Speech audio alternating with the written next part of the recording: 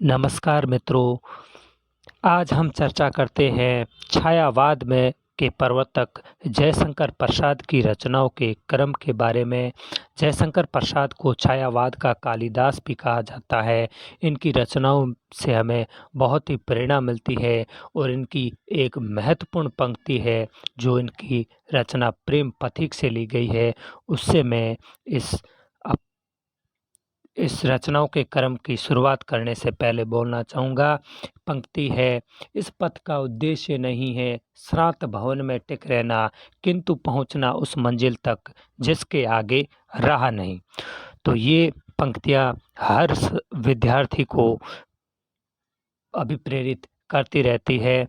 तो अब हम पर चर्चा करेंगे जयशंकर प्रसाद की रचनाओं का जो क्रम है उसके बारे में, और उसके बाद में मैं इसको आसानी से ट्रिक की सहायता से बताने का भी प्रयास करूंगा। तो सबसे पहले जयशंकर प्रसाद की रचना है उर्वशी। उर्वशी,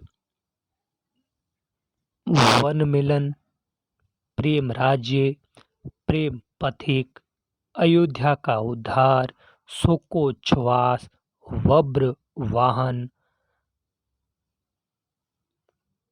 कानन कुसुम, करुणालय, महाराणा का महत्व। उसके बाद है चित्राधार, झरना, आंसू, लहर, कामायनी।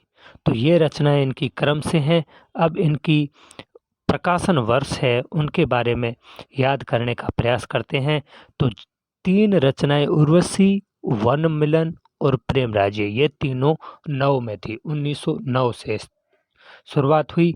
फिर प्रेम पथिक जो 1909 में लिखी गई, तो ऑप्शन अगर परीक्षा में 1909 नहीं आए तो अपने को 1914 करके आना है, वो भी सही हो जाएगा। तो उर्वशी, वन मिलन, प्रेम राज्य और प्रेम पथिक 1909 में। प्रेम पथिक में अगर 1909 ऑप्शन में ना हो तो 1914 भी कर सकते हैं। उसके बाद में है अयोध्या का उद्धार और शोकोच्छ्वास। ये दोनों रचनाएं 1910 में आई, अयोध्या और शोकोच्छ्वास। उसके बाद में है वब्रवाहन। वब्रवाहन आई 1911 में। कानन कुसुम का समय है 1912। करुणालय का समय है 1913 और महाराणा का महत्व का समय है 1914। मतलब 4 रचनाएं कंटिन्यू 11, 12, 13, 14 में। कौन सी? वब्रवाहन, कानन कुसुम, करुणालय, महाराणा का महत्व। उसके बाद में है चित्राधार 1918।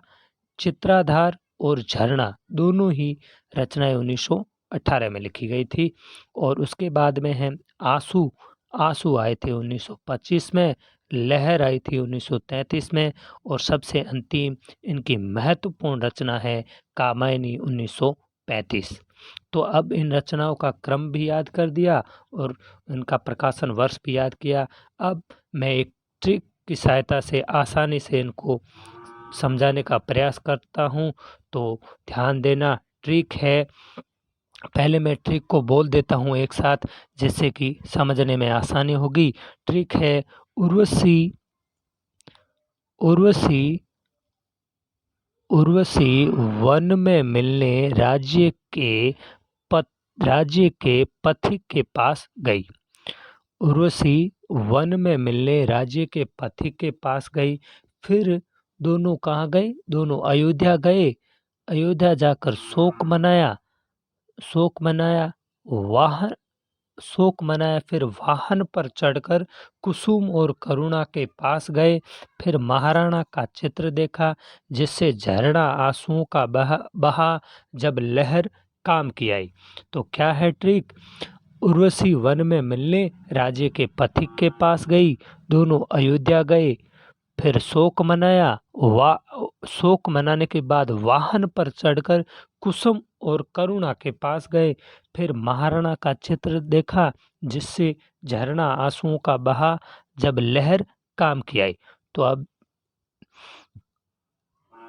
बात करते हैं उर्वशी से हो गया उर्वशी, वन में मिलने से हो गया वन, वन से हो गया वन मिलन, राज्य से हो गया प्रेम राजी, पथिक से हो गया प्रेम पथिक।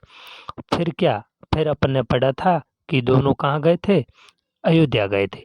दोनों अयोध्या गए थे, अयोध्या से हो गया अयोध्या का उद्धार। फिर दोनों ने मनाया था शोक, शोक से हो गया शोकोच्छ्वास। फिर कहाँ वाहन पर चढ़कर गए थे, तो वाहन से हो गया वज्र वाहन। कौन गए थे, कुसुम और करुणा। कुसुम से हो गया कानन कुसुम, करुणा से हो गया करुणालय। उसके बाद में कुसुम और करुणा के पास गए, फिर उन्होंने महाराणा का चित्र देखा। महाराणा से हो गया महाराणा का महत्व, चित्र से हो गया चित्राधार। तो महाराणा का चित्र देखा, उसके बाद क्या हुआ, जिससे झरना आंसुओं का बहा। झरना आंसुओं का बहा, तो झरना से हो गया झरना, आंसुओं से हो गया आंसू। झरना आंसुओं का बहा, तो जब लहर किसकी आई, काम की, तो लहर से हो गया लहर, काम से हो गया कामायनी। तो इस प्रकार ट्रिक की सहायता से आसानी से जयशंकर प्रसाद की रचनाओं को समझने का प्रयास किया है। उम्मीद ही नहीं पूर्ण विश्वास है कि एक दो बार देखने से आसानी से याद हो जाएगा। ठीक है, धन्यवाद, बहुत बहुत आभार।